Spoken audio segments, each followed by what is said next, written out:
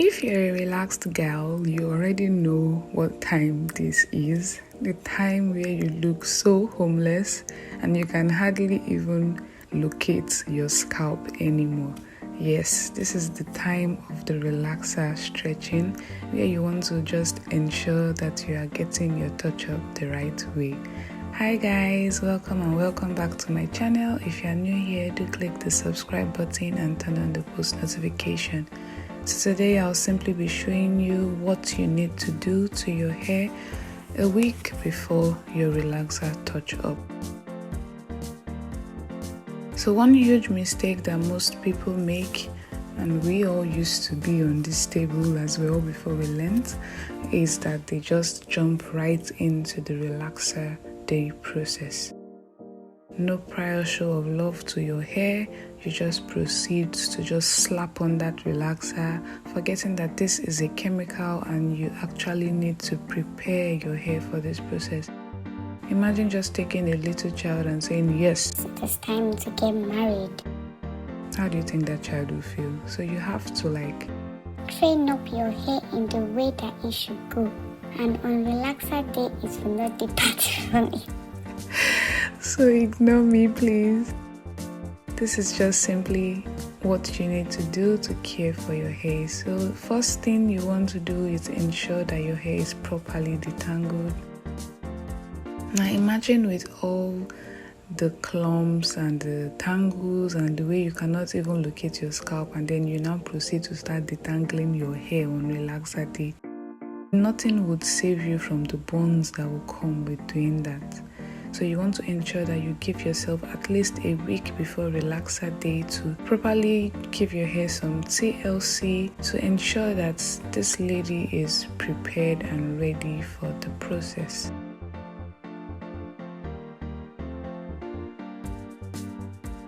So the first important step is detangling, and you want to ensure that you do that on damp, not dry, not wet hair, but damp hair.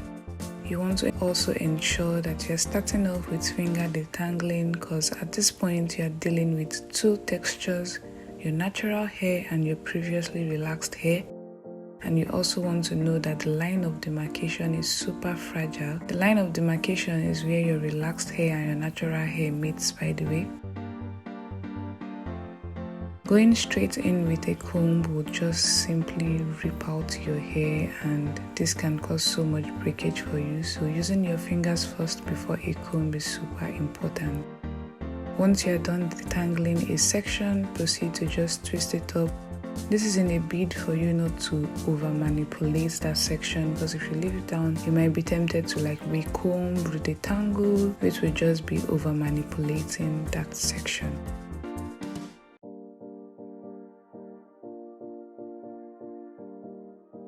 Repeat the same thing all over your head, ensuring that you are working on damp hair. Remember, wet relaxed hair is super fragile and will break even more, and dry hair at all times breaks easily. So you just want to work with a damp section. Proceed to finger detangle before using your comb.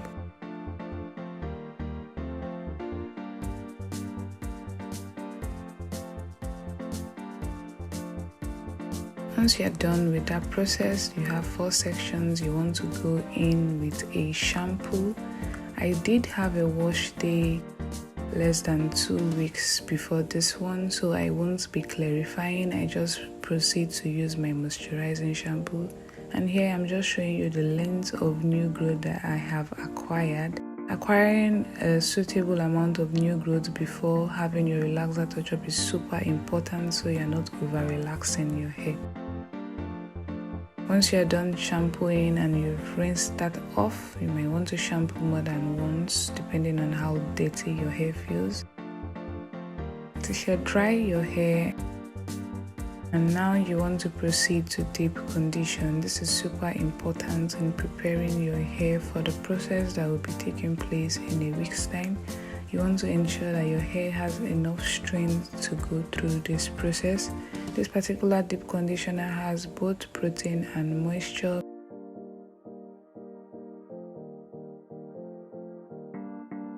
You can also decide to use a separate protein deep conditioner and then follow up with a moisturizing deep conditioner. When applying your deep conditioner, you want to ensure that you are super generous. Please do not ever be stingy with these products. Always ensure that you are generous.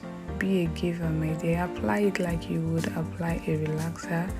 Don't just do it on the four corners and believe that you want to cut through. Don't cut through corners, my sister. Open up those sections and give them some love. You can see that even with my 4 sections, I still further divide into way smaller sections just to ensure that every single strand is coated and is getting some love.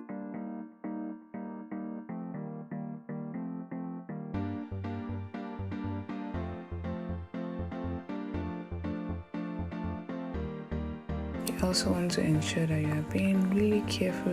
Like I said in the start of this video, the line of demarcation is super fragile and you want to be careful not to break off your hair while trying to care for it. Once you've ensured that that section is well coated, you can just proceed to do a little bit of finger detangling again, being super careful. And then you can proceed to just twist up that section to keep it away.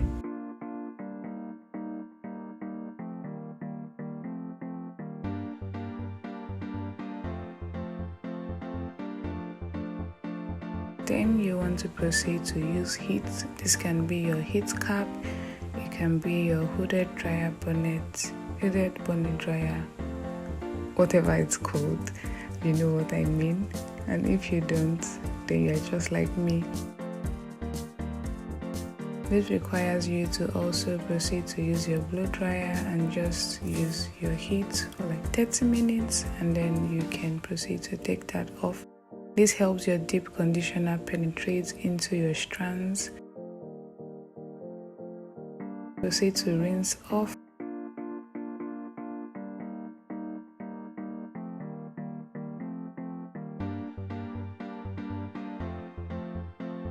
And this is me just trying to use my fingers to separate my hair.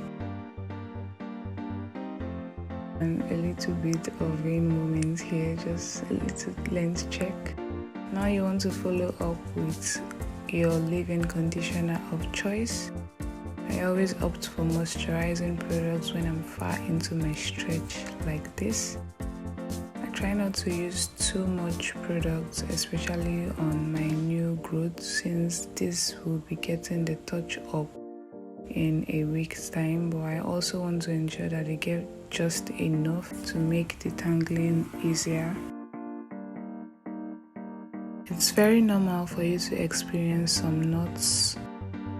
Like I said, this comes with relaxer stretching. So don't be scared and do not use a comb to rip through those knots. Use your fingers to take them off.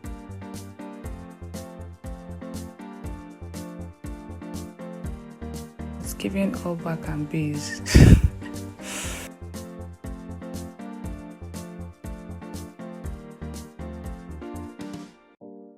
You can proceed to air dry if that's what you find suitable. As for me, I prefer to just blow dry on really low heat. I mean, this is the coldest setting of my blow dryer, and it can as well be compared to air drying.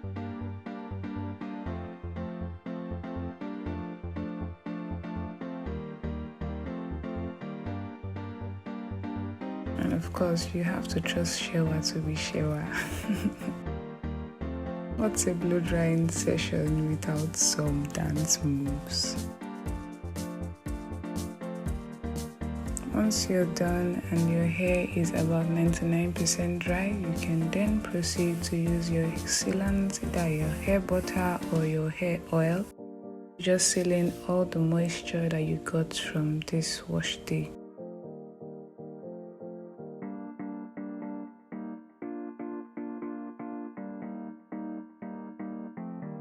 And then that's it.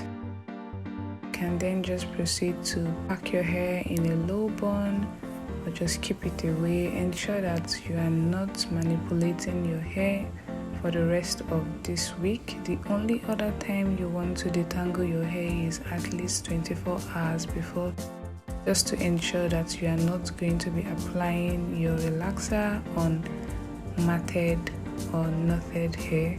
You want to ensure that your hair is properly detangled before the relaxer day process, and doing this 24 hours before at least would give your scalp time to relax and prevent any form of irritation or burning during your relaxer process.